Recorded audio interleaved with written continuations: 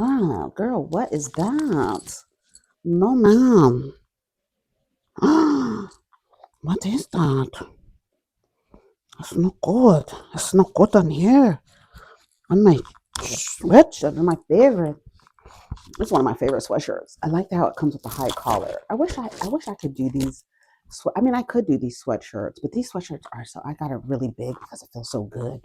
What's up, everybody? It's me, Erica, and we are down here, girl.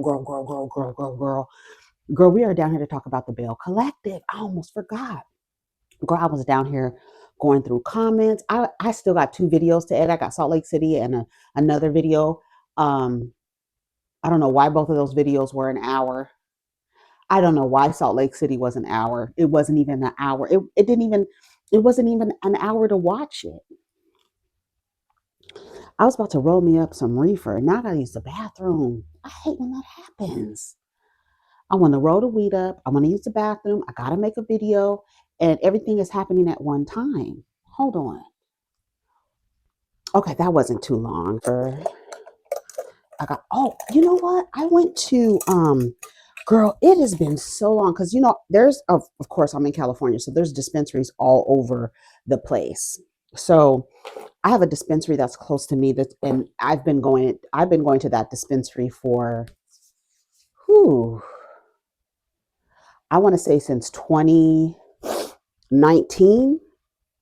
It was before it would I have been going to this dispensary since before they made cannabis recreational, okay for recreational use. I had when I first I had a card, a medical card, a medicinal marijuana card, and so I've been going to this dispensary for a long time. And then, um, what's his name from Cypress Hill? Shout out to Cypress Hill. Shout out to Southgate. Um, Be Real started a dispensary called Dr. Green Thumb, because remember in their raps he's talked about Dr. Green Thumb. So he had a dispensary called Dr. Green Thumb, and it was like literally down the street from me, but further away than the dispensary that I go to called Sanctuary. Now, the dispensary that I go to called Sanctuary is woman owned, and that's the main reason why I support it. That's the main reason why I go there. They offer delivery, they offer points. I get treated, they have good service, good bud tenders, they give good recommendations. It's just always a pleasant experience. I do a lot of delivery though. They don't charge for delivery, and and when they deliver, they can take your card. They have a portable card reader, so it's very convenient. Very, she's very organized. She's in there all the time. She's very organized. It's a mixture of a diverse group of bud tenders and people who work there. Just like a good. It's just a good vibe. And then I've been with her. She was at her first location, and it was just a small little. It literally looked like a pharmacy, and it was just small and just had a U-shaped counter and like three cash registers. And then she got fancy with it, and on the outside she had like monitors that told you how much things were for an eighth and a half ounce and stuff like that. And whether it was sativa hybrid or indica, indoor outdoor, she had it's just very organized. And Dr. Green Thumb, I would go there if I was in that particular area. It used to be by my old job, so I would go there. um, um, Not my old job, the old location of my job. And I started going there, and then I didn't go there for a long time. And so the other day, I dropped my kid off to get his hair cut. And then I went to the bank, and then I went to the dispensary because I wanted to see if they had any half ounce specials. And because my dispensary always has a plethora of choices of half ounces for under $70. And a half ounce will typically um, last me for about 2.5 weeks. It just depends on how much I smoke. And some days I don't smoke at all. Some days I will roll a joint up and then come back and it'll still be in the joint roller because I completely forgot about it. So it will last me a long time. And then, so I went over there and it was called something else. And I was like, what happened to Dr. Green Thumbs? And he was like, girl, that's been 2 years. I was like, 2 years? I haven't been over here. And I was like, God damn, where does the time fucking go? I remember I was in the parking lot of Dr. Green Thumbs when they announced that Kobe had gotten to his to the helicopter accident. I remember that. I was sitting in the parking lot like, what? Like I couldn't. I was like, what? Like dead? Like what? Dead? Oh my God. I met Kobe Bryant a long time ago. I have a picture of with him and I from the day that I met him. This is when he was actually with Adidas. He still had his little afro. He was still number 24. I think he's 24. But then he went to 8. Was he 24 or 20? No, I think, yeah, he was 24. I think he was 24 and then he went to 8. And I always thought it was cool because he's also a Virgo, but my birthday is 8/24. So I always thought it was cool that his numbers were 8 and 24. Anyways, and he was a Virgo. But shout out to Kobe Bryant. But yeah, I was in the parking lot of Dr. Green Thumbs when I found out Kobe Bryant died. Um, but it's been 2 years. And so I went there and he was like, I was like, what happened to Dr. Green Thumbs? He was like, girl, you ain't been here in 2 years. I was like, God damn. So then I gave him my ID and he was like, oh, you still in the system. We kind of cross function, across our systems. But I don't know where Dr. Green Thumb went. I don't know if he closed it or what. But this dispensary is cash only. They do have an ATM machine in there, which, but it's typically cash only. My dispensary, they have it where I can have it directly coming out of my account. I can use a card or pay cash. And they have a little card reader. You enter your thing and it prints a receipt. It's very, technologically advanced. So that's another reason why I go, so they take my card or I can have it just deducted out of my account. She like that chick really has her shit together in that dispensary. And it's just her. I don't even know that she was doing it with some couples go into it. It's just her. It's just her. That's the only, she's the owner. Cool. I even thought one time, like, do I want to work here like a part-time, maybe on the weekends or a couple of days in the evenings? I think it would be fun and meet all the different people that come in there. When I tell you all kind of people come in there, I love that dispensary. I even love the waiting room, girl. The waiting room, she has it designed really nice. And then she gets murals painted on the walls. It's just it's very nice. It's very pretty. She lets folks take pictures in there. Before it was recreational, she wouldn't let people take pictures. But now you can take pictures in there. Before you had to put your phones away. But she has murals, a lot of art, a lot of pretty artwork around, and they have everything from edibles, consumable products like butters and stuff like that.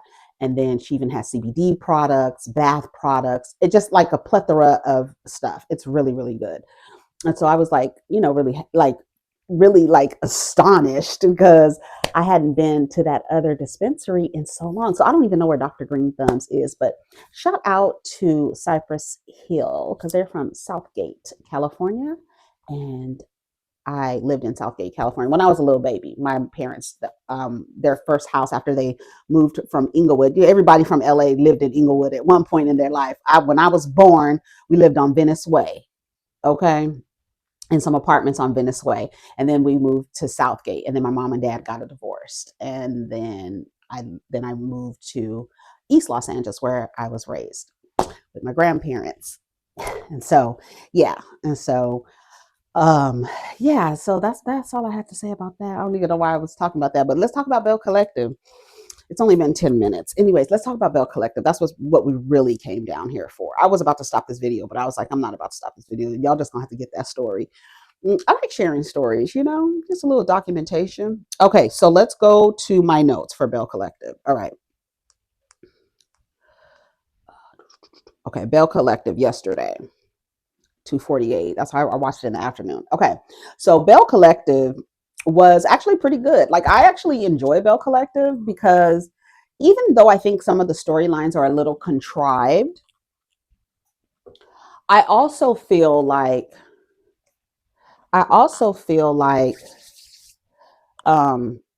it's a little bit more authentic. They haven't really I don't know. I was going to say they haven't really let the cameras affect them and their behaviors. Like they're not aware of the cameras. Usually, like the longer you are on television or doing a television show, the longer you're doing it, the easier it is to forget that the cameras are there. I remember watching Real World, watching Real World as we all did at a time in our lives, and them saying after a while you forget the cameras. And when they used to show like outtakes where the fourth wall was broken, people would be bumping into the cameras, hitting their head on the camera, turning around, and the camera be right in their face and stuff like that. So I think that after a while you get used to the cameras, but then for some people I think they become more aware of the cameras and it affects how they show up. It doesn't give authentic. And you know what just popped in my head? Soldier Boy cussing out Candy. I don't know what he was cussing her out about, but I figured I have to go look it up because I was like, why is he cussing Sugar Mama out? Anyway, um, and so I like this show because it's almost like when reality people on reality shows, I don't even call them reality stars because their heads be so big, big as Ashley's head. When people on reality shows start to edit themselves, you know what I'm saying? I feel like they're not doing that yet on Bell Collective. I feel there's still a little bit of authenticity left in this show. I want to see a show where if they are not telling the truth, it just seems like bad acting because they're not really actors, but you guys are acting like your marriage is okay. You're acting like this is okay. You're acting like this. You're acting like that. So I think for some of them, I feel like Latrice is hyper aware of the cameras. I feel like Marie knows the cameras are there, but she doesn't play up for the cameras in a way. Like she kind of plays up, like when she comes in, she'd be like, "The queen is here, honey. The party can get started," and stuff like that. I feel like that's authentically who she is, but I feel like she does it a little bit more, adds a little spice to it because the cameras are there. I feel like Tambra is hyper aware of the cameras. I feel like what's the other Letitia? I feel like she doesn't care that the cameras are there. I feel like she does not care.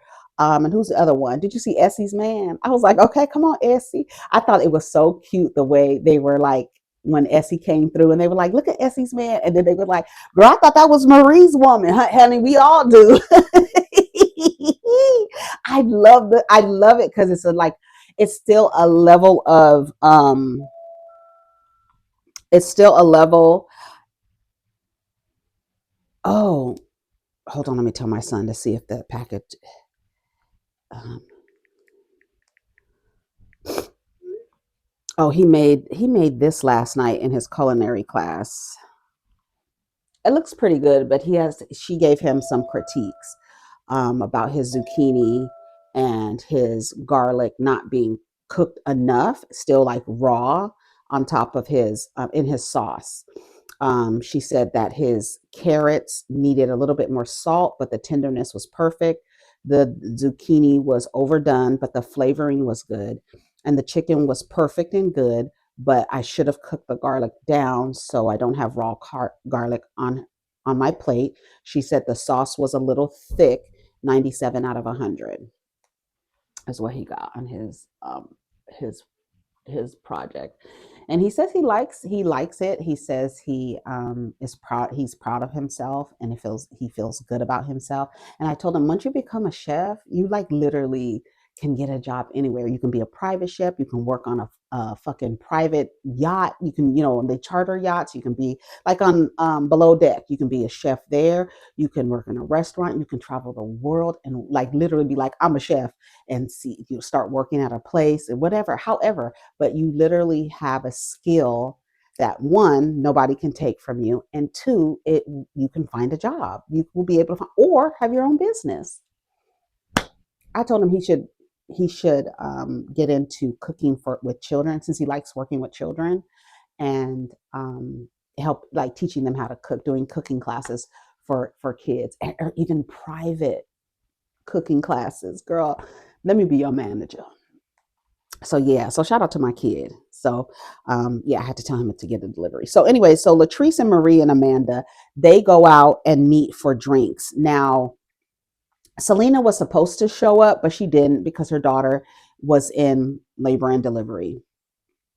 So she didn't show up. And I, at first, at the beginning of the scene, I thought it was just supposed to be her and Latrice, and they were meeting to talk about, possibly her becoming the bar manager. But it was just like a girls' night out. I was like, oh no, not her not being able to come again because now she got something else going on. Selena has a lot of stuff going on, and I hope that Selena is in therapy. I think it sounded like she was in therapy, but I hope she's in therapy to deal with the grief that she has around her son.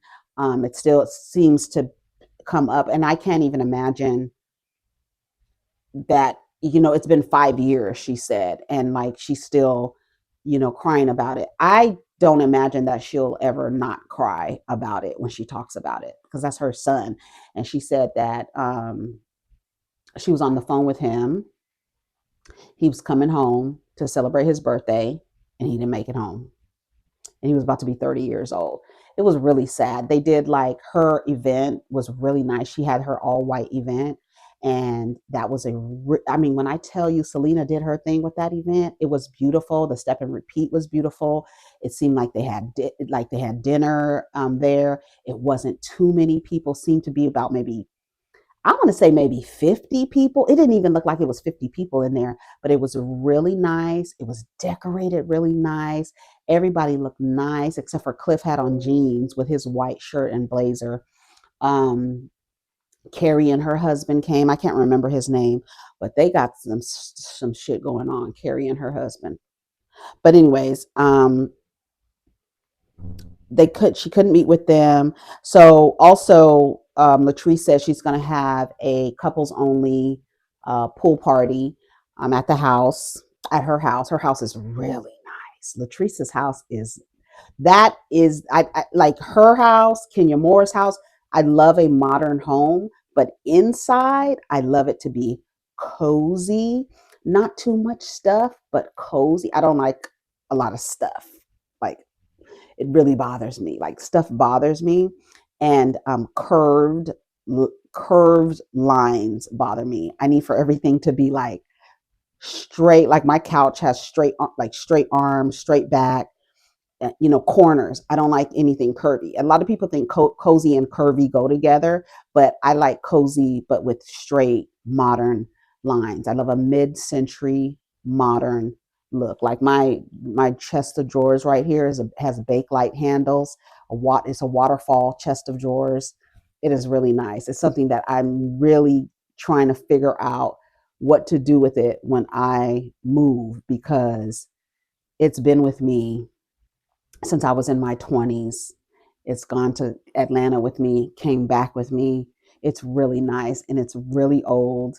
And I have a Bakelite end table as well, to waterfall end table that, shout out to my friend Mary, the one who introduced me to Netflix. She gave it to me. And then I think she knew she fucked up because it matches my chest of drawers, but it's not, it needs to be, finished, sawed, and finished down. And then one of the handles is broken. The bake light material came out of the handle, and I don't think Mary realized that she had something valuable until after she sold it, because like, what's crazy is she literally was trying to get it back. She was like, do you still want that end table? I was like, yeah. What, girl? That was funny. Anyways, but yeah, it's really nice, and I don't know what to do with it. But I love a mid-century modern look. I love that look. But the outside, Latrice's house is nice. I was like, yes, I liked it. I liked it a lot. And then they did like some aerial shots of her house. It's really, really nice. And it's on a lot of acres. Like they can do ATVs on her property. Like, it's really nice. It's really nice. Tambra, she didn't invite Tambra because I don't know if that was shade, but she was like, because either she was like, Damon might be at work, so he won't be able to watch the baby. So Tambra won't be coming. And then Amanda was there. Now, Amanda, they call her Mandy. She's Latrice's friend. You see, next week, didn't I tell you? Let me tell you something. The fact that Amanda, Amanda had been DMing uh, Glendale, And she never told Latrice. I don't believe that. I believe that Latrice knew. Now, is it Latrice's responsibility? You tell me. Based on the dynamics of their relationship, is it Latrice's responsibility to tell Letitia that Glendale is in her friend's DMs? Is that her business? Based on their relationship dynamics, they're not like this, right? They go back and forth. They said they fight like sisters. So is it Latrice? Once you find out your friend's husband is in somebody's DM, I'm telling. I'm telling. I'm telling. I'm telling. I'm like, girl. Now, unless I was trying to do something slick and was trying to do, do my dirt all by my lonely, which you should do. You shouldn't tell nobody. Okay. But it doesn't sound like it, right? Sounds like it was just maybe some back and forth. We don't know. They didn't reveal the text. But Amanda is coming to the party with her girlfriend, with her boo thing. And it turns out the boo thing, Amanda's boo thing, is Marie's cousin, Javon. I was like, girl, what? Not Marie's cousin. Let me tell you something. There's no way Amanda did not tell Latrice that that nigga was in her DMs. Because why would you pick all of a sudden? And how long? I need to know how long. I need some. I have some questions. I do have some questions, but we'll get to it. Then they go to work out. The next scene is them going to work out. It's Kerri, Marie, and Letitia working out. Marie comes. She don't even have any makeup on. She's like, y'all got a face full of makeup? Y'all ain't come in here to work out? And every time she comes into the room, Marie says, like, the queen is here. The party can start. Like, she makes an announcement when she comes to the thing, which I love. But if I was Tambra, I would never speak to Marie and Letitia ever in my motherfucking life, bitch. You bitches sat across from a motherfucking nigga I was in court with. I will never speak to you hoes ever. Yeah, I don't even want to be on the show anymore. I would never speak to them because I do not like what Marie and Letitia did to Tambra. I'm not going to forget that. And if I do, y'all remind me, okay? So they go work out. They talk about Latrice and her, not Latrice, Kerri and her 3 businesses. She's also an aspiring content creator. So she feels like there's a lot of work for her to do. She has 3 restaurants and she's about to open up another one. I said, come on, franchise. She's about to open another one. She got a chain. And she says that she mentions that her husband kind of has a problem with it. She's not a doting wife. And Letitia goes, me neither. But that was a big problem for us. I don't understand this man. Well, he's in the South, so he might have seen, these gender roles where a woman is the domestic and the man is the breadwinner. But she was like, girls, 2025, it's the dynamics are different. I honestly don't understand 2025 any woman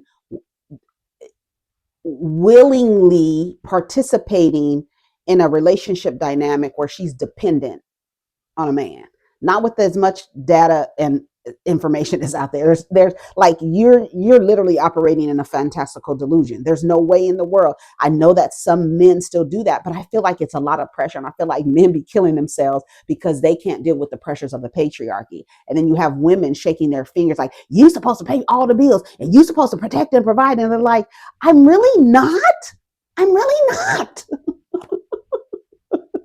But because they're able to get free labor out of you, they're willing to participate in the patriarchy to their own detriment. Men kill themselves because they can't live up to the tenets of patriarchy. And then you have so many women reinforcing it, shaking their fingers. You can't be an independent modern woman and not want to go egalitarian with your partner. It makes no sense. It's like, and I just heard Tahiri talking about at 50 years old, she is, now understanding that 50-50 relationships are the most beneficial for her at this point in her life. She sees relationships as teamwork. My favorite thing to tell y'all, mutually beneficial, collaborative, and cooperative. That's all you need, right? Good communication comes in there, but cooperating and collaborating, good communication will come in those things. Cooperating, compromising, right? Compromise for what? No, you don't have to compromise yourself. You don't never abandon yourself, but you play to his strengths and weaknesses. He plays to your, they play to your strengths and weaknesses. You play to their strengths and weaknesses. If you are like literally in a team building exercise, and that's what Letitia and Glen did with Selena and her and Mike. They show up. Um, oh, I'm gonna get back to this. Okay, let me go. Let me go. Let me rewind just a little bit. Kerri and her husband are high school sweethearts. He's in the MLB, or he was, and now he does like, I don't know, managing or consulting or something like that. But he's been in baseball. Baby, them contracts. That's what I'm saying. Like the contracts for baseball, I know they making money. I don't even know who this guy is. I've never seen him. I don't know what team he played for. I don't know. I don't know anything. Anyway, but she says that he said in a scene, he was like, you might be going forward in your businesses, but you might be going backwards in your marriage. Now he does seem, in the very few scenes and short seconds that I saw him, he does not seem to be a misogynistic man who wants his wife to be domesticated. He just seems like, you're not giving me attention. You're so focused on your business.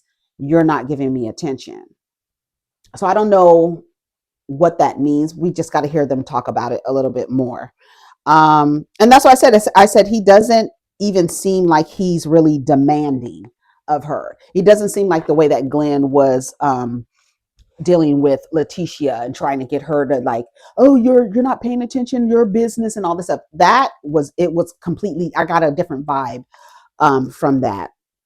Okay, so now Selena and Mike go to meet Letitia and Glen to work on their communication exercise. They do some team building exercises. The team building exercise that they did with the red cup and the ball, I felt like would have been more effective if it was like a maze, right? And you're just rolling a ball across the table, trying to make it in the cup that is like hanging on the end of the table. The table isn't even even Glen noticed that. He was like, it's the table, because the ball kept going the same way. They were just rolling the ball, and the team building was to give them direction on where to roll the ball in order for it to get into the cup that is hanging, taped and hanging on the end of the table. I felt like there should have been a maze, like a foosball type of not a foosball, but yeah, like a foosball situation where you kind of move it, and tell them which way to go to get the ball out of the maze. I felt like it should have been a maze, not just a straight line. And then they did another exercise where Letitia was like, look into each other's eyes, and obviously there's something going on. So explain what's going on. So Selena is looking into Mike's eyes, and she's explaining to him, basically, when you don't call me, I'm just going to reduce it down to what it is. When you don't call me and you're out and you don't call me, it's the same thing with Latrice. And she mentions it. I have a son that he left, he was on his way to me, and he never made it. So when you leave and you don't call, you don't check in, nothing, I start to believe, I got PTSD.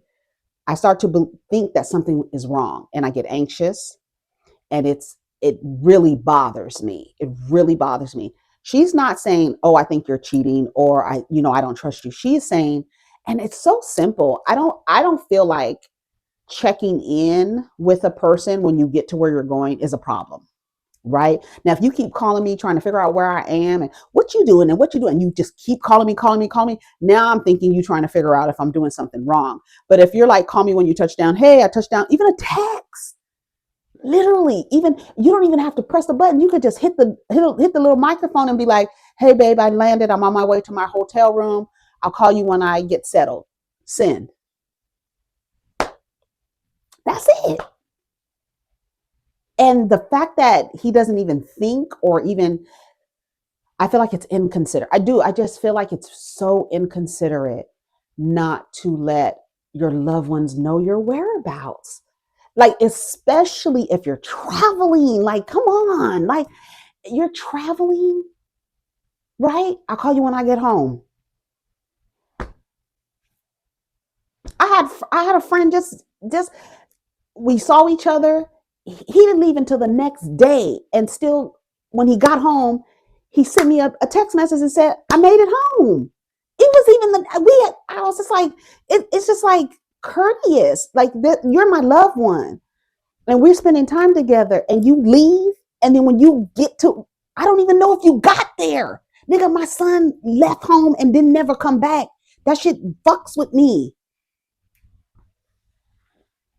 She didn't do all the dramatics. That's just me. But that's what it is. And if you don't take that into consideration, you are unsuitable to be in partnership with me. Sorry. If you don't take, I'm telling you what the problem is. I had a son who left and never came back. So when you leave and you don't call me or contact me or let me know that you're okay, or no communication at all, that motherfucker went out of town and didn't even pick his phone up. Me? Now I'm thinking you with a bitch. Because why you ain't picking your phone up? I just want to know, did you make it? I don't even give a fuck what you doing really for real. I just want to know, did you make it? All right, we cool. A text message. Or you can even share your location real quick. Hey, I made it. Like, there's so many quick and like you can literally do that in under 10 seconds, is let somebody know where you are. And the fact that he didn't even take that into consideration, knowing what he knows about her son. I'm sorry. Those are things you have to pay attention to. Whether he pays all the bills or not doesn't mean a motherfucking thing if he's inconsiderate. You don't want to be with no inconsiderate partner. They don't consider you or what you've gone through or what you're dealing with. And when she explained it, he kind of felt like he understood. He was like, okay, I understand where you're coming from, baby. I understand where you're coming from. And did you see when she was explaining herself how Letitia was getting emotional and Glen looked over at her? And then when she was getting emotional at the grief to get together, what was she calling it? A pain, something pain with purpose or something like that. Something. It was really nice. Her event was really nice. I was like, okay, Selena know how to throw some events. They said she does all, she did all that stuff with the girls and dancing and stuff like that. So she's probably really good at you could tell she's good at organizing stuff. She said that's it. Okay. Selena's all white event in memory of her son. She had a panel. She had a doctor on her panel, which I think was really good, to discuss people dealing with grief. She invited Latrice because she knows that Latrice will be able to share her feelings about what happened with her brothers.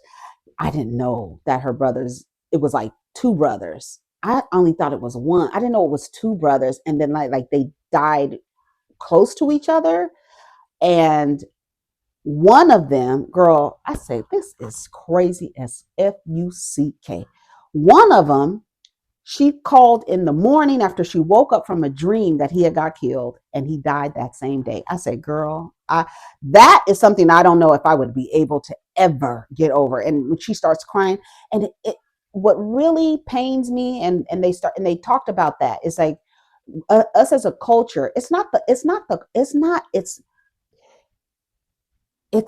just Black people, Asian people stoic, Latino people stoic. There's just a thing about being strong or not showing that you're sad or you're in grief. It's like and that goes into our society being a victim blaming society, when you don't even want to show emotion because you're afraid that people are going to think something else instead of being compassionate towards you. You understand what I'm saying? So you have to be strong. Men and women alike are given this message. How many people give Griselda Bryant props for being a stoic ice queen, not having emotions, not showing who she is, right? Not showing like she's sad or vulnerable moments, right? I don't know what I would do if the morning I had a dream that my brother died. I call him to let him know, or check on him. Are you okay? Blah, blah, blah. I just had a dream. Nah, sis, I'm okay. I'm good. And then he gets killed later that day. Girl, I don't know what I would do. I don't know what I would do. And she starts crying and she wants to stop herself. It makes me want to cry that women stop themselves from crying when they have every reason. Girl, you have every reason to cry. Let the waterworks flow, honey. You have every reason to cry. You called your brother that morning to tell him you had a dream that he died, and he died later that day. Cry, girl. Please cry. Selena was crying. Everybody was crying, girl. I was crying. I was like, this is so moving. And it was just so well put together. I was like, yes, Selena. Yes, Selena. Yes. So well put together. It was a really nice event. Latrice says that she calls Cliff 1,000 times because she wants to know where he is because of the loss she dealt with her brother. So now he's staying. She talks about how he stays at the condos above Taste, and it bothers her, not because she thinks he's cheating on her, but the issues with her brother. And I was like, yeah, that makes sense. Her and Selena both have the same issue. Y'all have to take people's life into consideration when you partner with them, because they had a life. Like, you met them on day 3,556. They have been living that entire time, and they have a lot of things that they're bringing with them, right? Bag lady, whatever the fuck you want to call it. But she's bringing it with her, and you have to take that. If you are going to be a person to partner with a human being, you have to take into consideration the experience they had before they met you. And then taking those feelings into those things that they've experienced into, hopefully they're honest with you and tell you, yeah, I had two brothers who died. It really affected me. I have really have like a PTSD. Like, when people leave me, I get real nervous and anxious because I'm just anticipating them calling me when they make it to where they are. Like, that really bothers me. So now you're in a relationship with that person and you want to spend the night somewhere else and not call or text. You don't consider me. I've told you what I'm dealing with and you're not considerate. I can't deal with you, bro. People cut people off for different things, but something like that, I would really reconsider being in a relationship with someone who doesn't consider the trauma that I've been through. They ended up releasing white balloons with messages to their deceased loved ones on the balloons. That was beautiful. I love a release. So this was a release, symbolism. White balloons, they wrote on them, love you, grandma, love you, grandma. Marie, who did she write to? Her grandmother. And it was nice. And they let all the balloons go. Everybody went outside. They let the balloons go. They had a dinner. You saw them eating. It was really, I was like, yes, Selena. I was like, this is what I'm talking about. This is a nice event put together really well. Latrice's party. So now she has a little get together at her house, couples only, and she's developing some games. When I tell you, they had a spread, baby, they had a better spread than they be having on motherfucking. Shout out to the Brooke Ashley. She was like, the Real Housewives of Potomac, they spreads be looking so tired and through. Girl, so I had to go see. I was like, let me go see. I want to go see. I guess they all went to Giselle's house to talk about Karen, because it was like Karen was sentenced, and then like they started filming. So Giselle, Giselle has a sweet tooth. So all her spread was just pastries. There was no fruit, nothing. It was just bread. It's like, girl, you relatable bitches. I'll have a better spread than that. It was just like loaves, sliced loaves, like she went to Starbucks and got some little banana loaf breads. That's what it looked like. I mean, you could buy them anywhere, but that's what it looked like. She didn't have nothing. Her spread was so tired and through.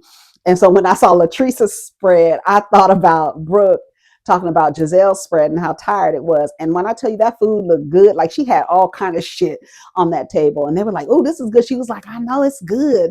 That food was looking good. Everything was looking good. They had skewers and everything. It was looking, she was like, and then like they came in, they were like, oh, look at this spread, girl. It's nice. She was like, I know it's good. Like Latrice knew that she had did that with the spread. So they were all sitting around in the kitchen, not in the kitchen, but like, in the living area. And they were like, we're going to play a game. So of course the questions had to do with sexual positions. Where's the weirdest place you had sex? And there was another one, your favorite sexual position. And then like even Cedric was like, I'm not answering that.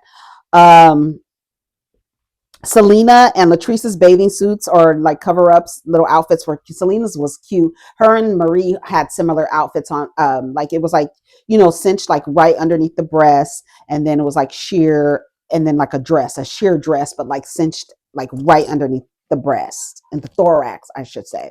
That's where it was like cinched. And then, but Selena had gold accents and Marie's accents were just black. Essie looked nice. She had on a long, flowing pink, like a fuchsia dress.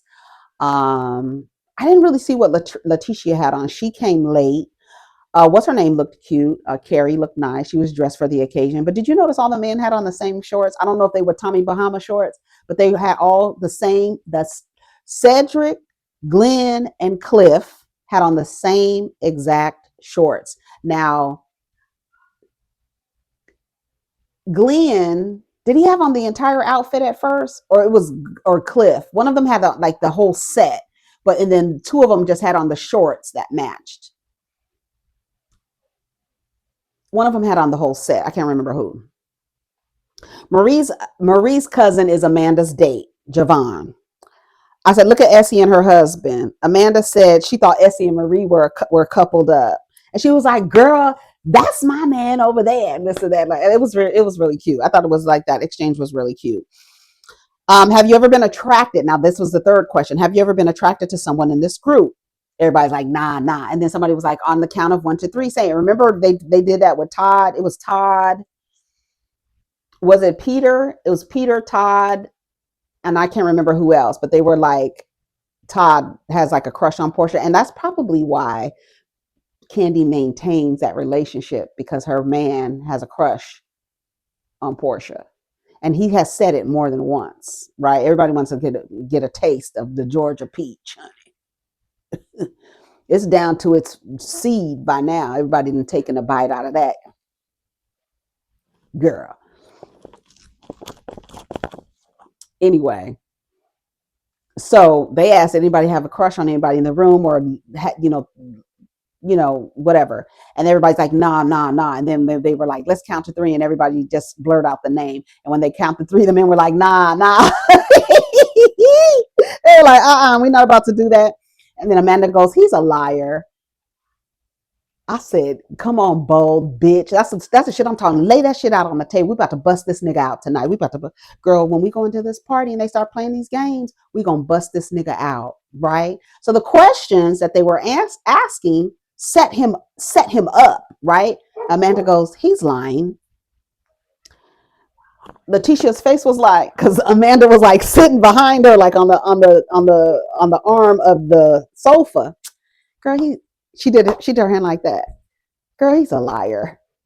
Letitia said, what are you talking about? Girl, she was like,